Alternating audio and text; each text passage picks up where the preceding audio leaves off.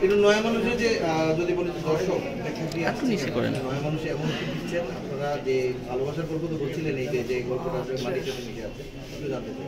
মানে এটা শুধু ভালোবাসা তো ভালোবাসা একটা টপিক, একটা সিনেমায় অনেকগুলো সাবজেক্ট থাকে।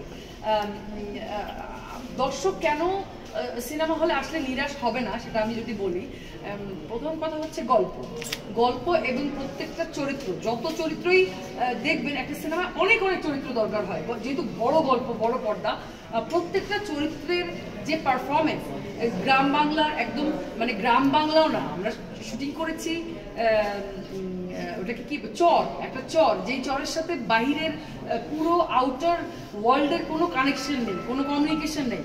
মানে একটা ওষুধ কিনতে হলেও মনে হয় প্রায় 50 কিলোমিটার দূরে যেয়ে করতে হয়। ওই এলাকার ওই জায়গাটার মানুষগুলোর ইমোশন আসলে কেমন এটা আমরা কখনো দেখিনি, সেটা আমরা দেখার সুযোগ পাবো।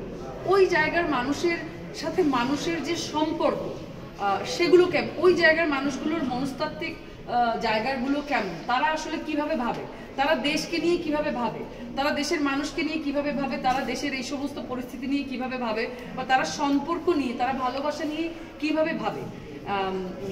ওইখানে অদ্ভুত একটা ইউনিটি আছে ওই মানুষগুলোর ভিতরে, যে একজনের কিছু হলে পুরো চরের সমস্ত মানুষ মিলে তাকে সেভ করার চেষ্টা করে।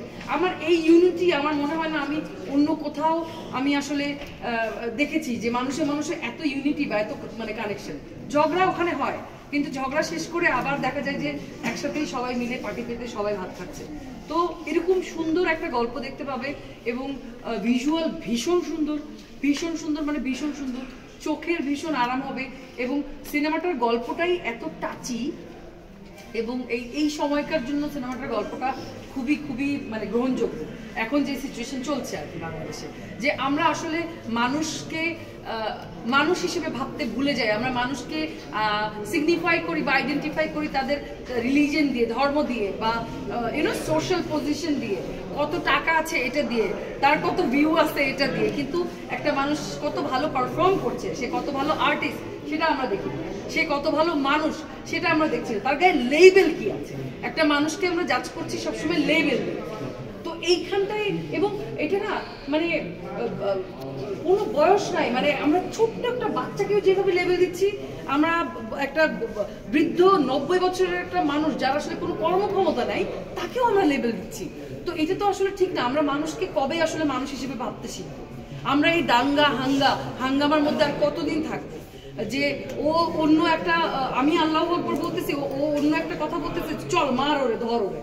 জিনিসটা তো এরকম না। দিন শেষে আমরা সবাই মানুষ, আমরা সবাই জন্মাইছি, আমরা সবাই মারা যাবো, মরবো তো সবাই। মরার পরে দেহটা নিয়ে কি করবে, দ্যাটস নট ইম্পর্টেন্ট। ঝড় ঝাপটা হইলে যত মানুষ মারা যায়, বেশিরভাগ মানুষের তো অনেক জায়গায় কবর হয় না, লাশ খুঁজে পায় না, তাইলে তাদের মনুষ্যত্ব কি হারায় যায়, তাদের ধর্ম কি হারায় যায়, তাদের কর্ম কি হারায় না। সো মানে ওইটা যার প্র্যাকটিস, যেভাবে তার সৃষ্টিকর্তার সাথে কানেক্ট করতে পারে, তার সাথে মাবুদের সাথে আমার যোগাযোগ কিভাবে, এটা তো তুমি আমাকে বলতে পারবে। আমার আল্লাহর সাথে আমার যোগাযোগ আমার মতো করে, তোমার সাথে তার যোগাযোগ তোমার মতো করে। সো আমরা ওইটা কখনোই সিগনিফাই করতে পারি না, এবং করলে ওইটা হয়ও না। জোর করে বন্দুক ধরে আমি হয়তো তোমাকে হিন্দু থেকে মুসলমান বানাই ফেলতে পারবো, কিন্তু বন্দুক ধরে আমি তোমাকে বলতে পারবো যে আমাকে ভালোবাসো, তুমি বাঁচতে পারবে ভালো, ওইটা কি সম্ভব? তো এইখানে না এরকম অনেক সিগনিফিকেন্ট মানে অনেক সুন্দর জায়গা আছে, যেটা দিন শেষে আরাম দিবে, আপনাকে ভাবাবে যে আপনি মানুষ, কিন্তু আপনি আসলে কি মানুষ হয়ে থাকতে পারছেন, বা মানুষ হয়ে বাঁচতে পারছেন, মানুষ হয়ে কি মরতে পারবেন? এটাই আমরা পাচ্ছি না। Of course. Thank you.